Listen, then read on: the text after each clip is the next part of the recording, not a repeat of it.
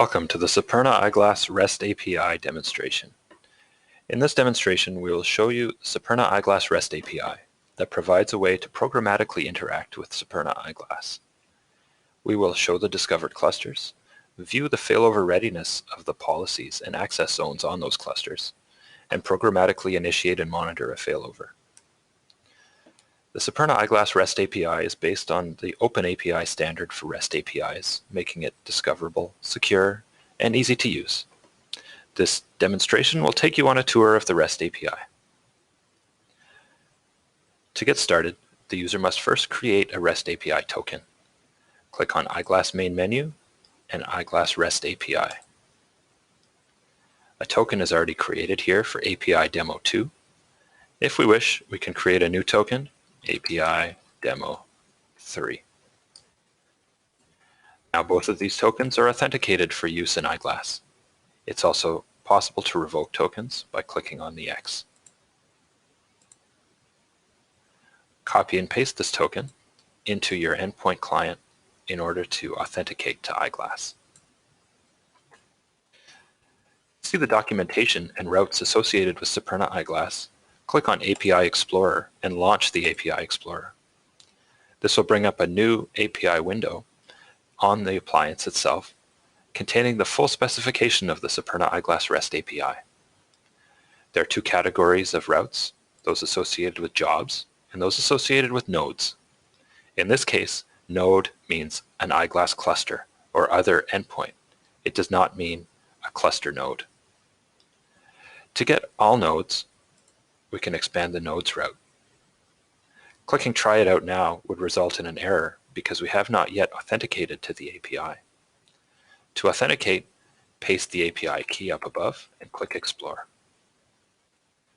Now we can issue a request to the nodes endpoint by clicking Try It Out.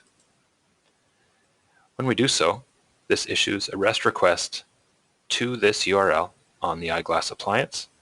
It issues a sample curl command or demonstrates a sample curl command showing the headers and API key and route that would be necessary to call this programmatically from curl. You can copy paste this command into a terminal and receive the same response body as comes back. In the response from this route, we can see that we have two clusters provisioned in Eyeglass, one named Kyle 8A and one named Kyle 8B. Each one has an ID and an IP associated with that cluster. To show, we can open the Eyeglass UI, open the inventory view, and these clusters are both there. Other routes associated with the routes or the nodes endpoint are the policies and zones. To retrieve the policies or zones associated with a cluster, we can take the ID of one of the clusters and issue a REST request to the policies endpoint for that particular ID. Attempting to do so without pasting in an ID field will result in an error. The ID is a required parameter. Putting in the ID of the Kyle 8A cluster, we can issue the REST request, view the curl command, view the actual request URL that would get initiated, or that did get initiated, and we can see a response body. Here we have a single policy on this cluster with an ID of Kyle8A_P1. It has a target node and it is contained in this access zone. The failover readiness of this policy is OK, indicating that it is ready to be failed over. Similarly, we can do the same on the Zones API to retrieve the list of access zones, both failover ready and not, on the Kyle 8A cluster. In our case, we have only one zone named Kyle Zone, and the failover readiness is a warning. Should the user want to see why that warning is present, he would go to Superna Eyeglass UI and click on the DR dashboard to view further information about this access zone. To initiate a failover, we can do so from the jobs route. Jobs provides a way to list all the running jobs, to post a new job or initiate a failover, delete a running job, and get a job by ID. At the start, we can look at the jobs that are already present in Eyeglass.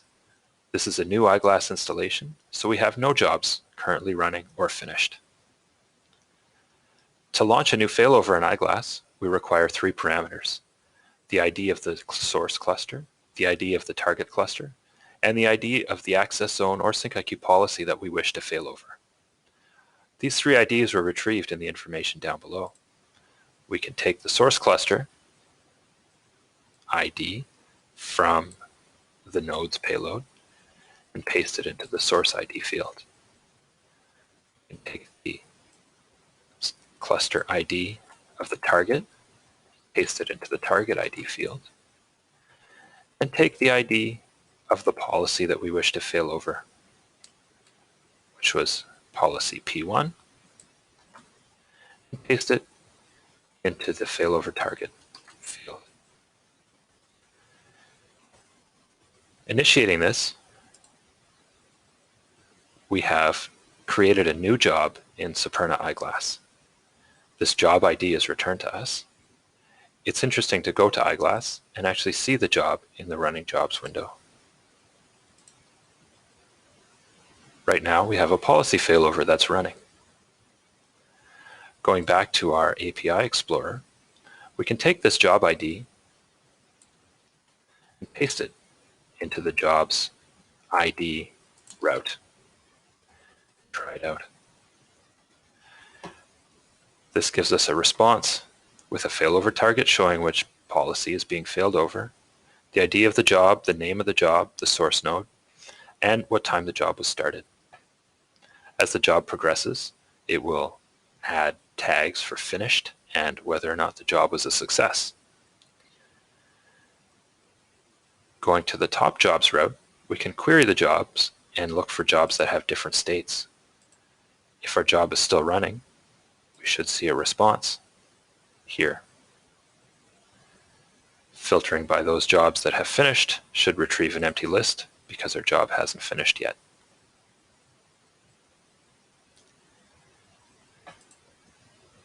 This is a summary of the functionality that's available. This functionality will be included as a beta in Eyeglass 1.5.0, which will be available with the next release. The final point is that Superna Eyeglass is based on the Swagger specification. Up here in this text box, there's a link to a Swagger definition. Pasting that into a browser shows JSON output. This JSON output is a full description of the Superna REST API, involving all of the inputs, outputs, and models. With this information, you can copy and build client libraries for many different languages. As a quick demonstration on how to do so, one way to build a client library is to go to editor.swagger.io, click File, paste JSON, and take that JSON that we just copied from the Superna REST API and import it. It translates it to YAML on the side here, and you can see the documentation associated with the Superna Eyeglass REST API over here. The powerful part is to generate a client. There are many, many different client libraries that are available, and these will generate client libraries that will operate perfectly in sync with the Superna Eyeglass REST API based on the specification that's been published.